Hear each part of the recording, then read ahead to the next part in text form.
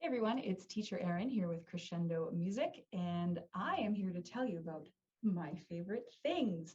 And when I was started to think about what are my favorite things, especially as they relate to teaching music, there's so many. I love piano music, I love voice music, I love theory. And I thought, how can I just narrow this down a little bit? So I wanted to talk about some piano music today that is very near and dear to my heart. And first of all, I want to show you one of my very favorite composers in the world, and that is Johann Sebastian Bach. And I believe that pianists at every level, whether you are a beginner, whether you are a more advanced student, whether you are a pro, you should play some Bach at least once in your life, hopefully more than once. So I just wanted to show you some of the books in my collection, because that's, another thing that I like is collecting music books. I got a few books that are like intros into the music of Bach. And so something like this, a book like this, would be really helpful for a student who's learning. And you kind of go into something else like, you got your first lessons in Bach.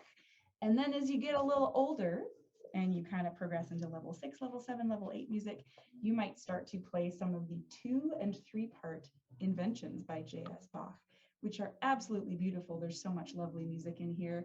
And you may also end up playing some of the preludes and fugues by Bach. So I'm not actually going to play any of these for you because we hear them a lot. Even if you don't know some of these pieces by name, I'm sure that you would know them to hear them. Actually, I'll give you a piece from here, this from the Well-Tempered Clavier. You might have heard this before.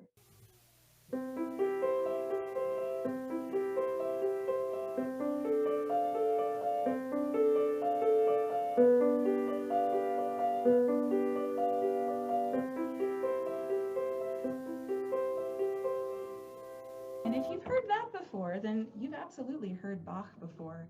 So it's music that's like surrounding us, and it's kind of in the cultural consciousness, I would say, especially around piano students. If you have not encountered Bach, I would highly encourage you to play some Bach.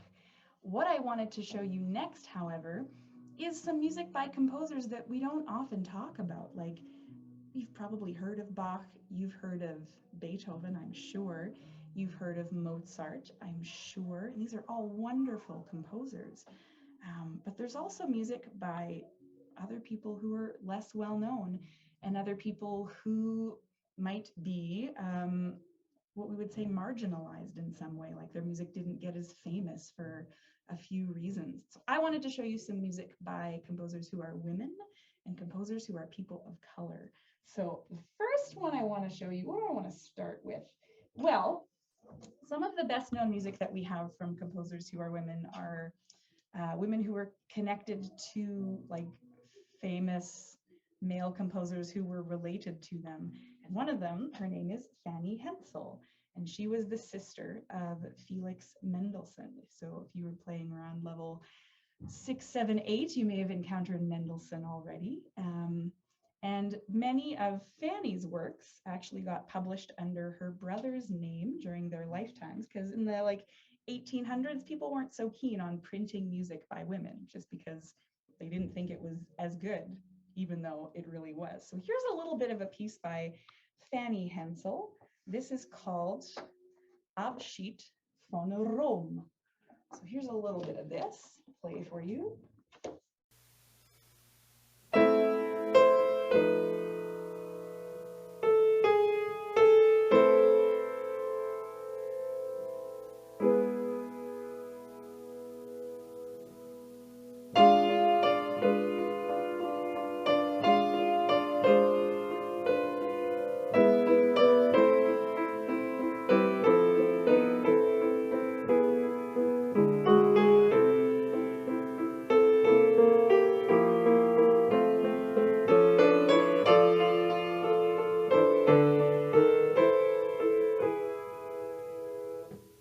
So a very beautiful piece there, just a little snippet from Fanny Hensel.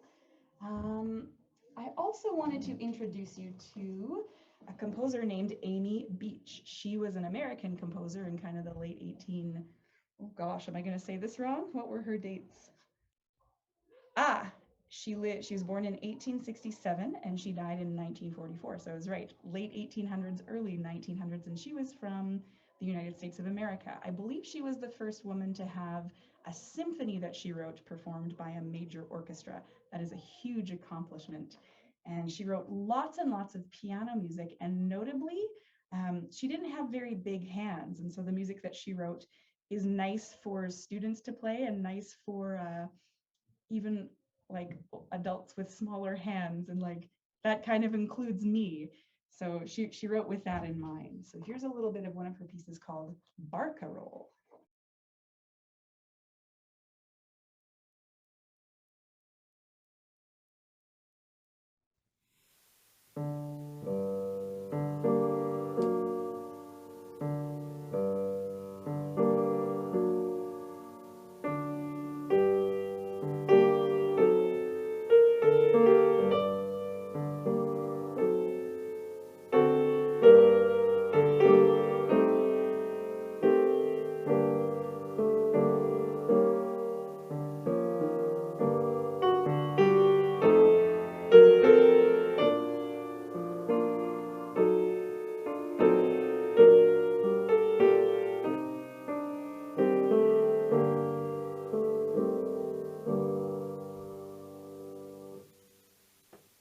And very beautiful little taste of Amy Beech there.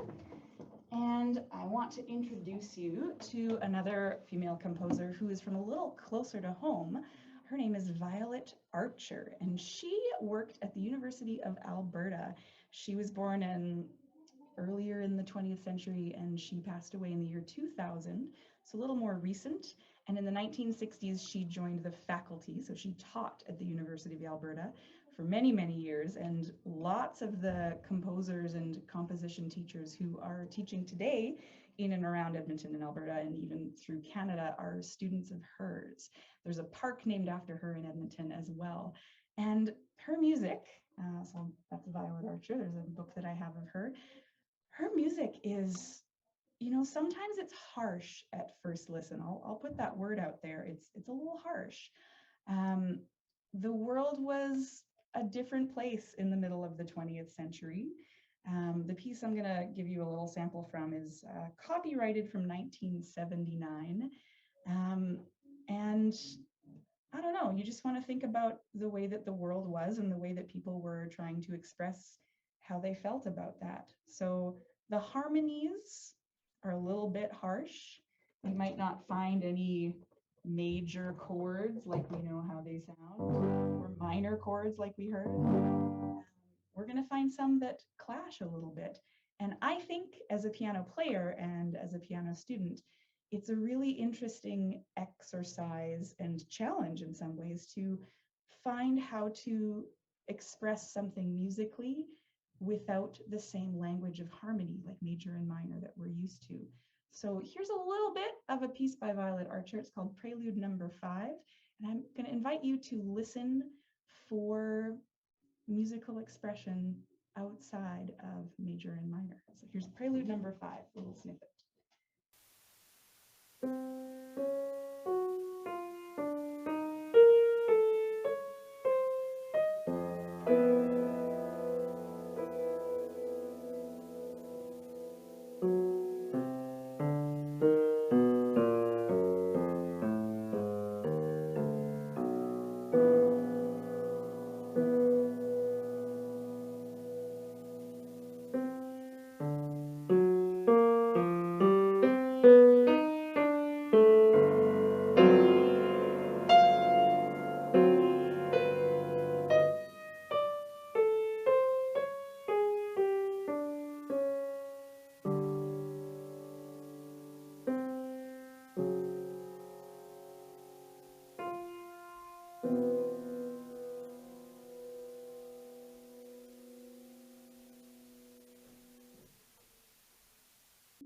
It's really interesting, isn't it? So that's a little taste of Violet Archer.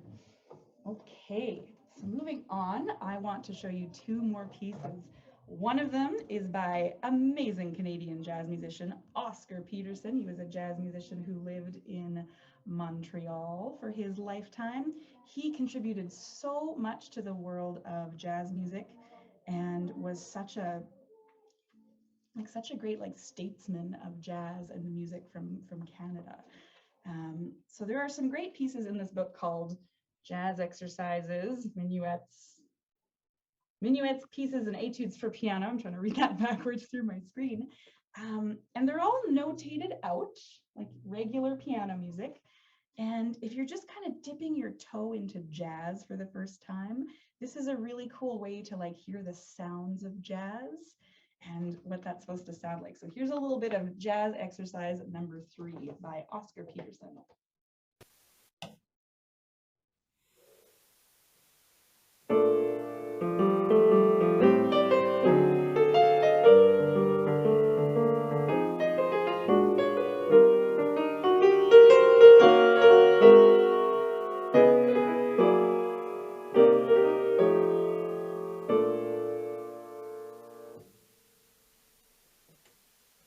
Bit of an idea of some Oscar Peterson, and I'll invite you to look through that on your own as well.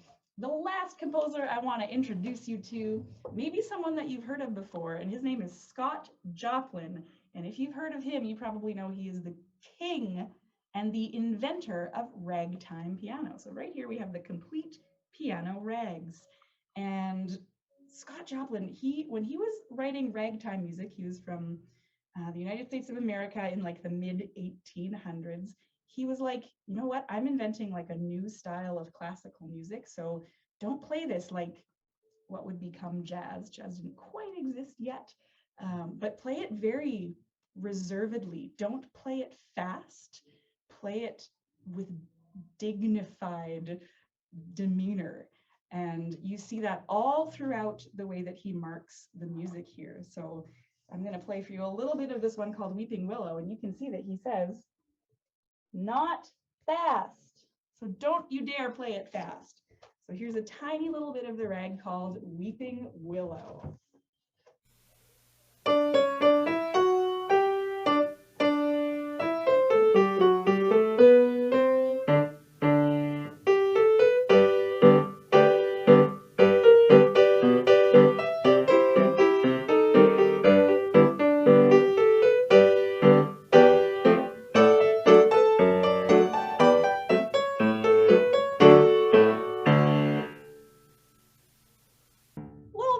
Time there from Scott Joplin. So I hope you enjoyed taking a little bit of a look into some of my favorite things. Again, this was teacher Erin from Crescendo Music Studios. Hope you have a great day. Take care.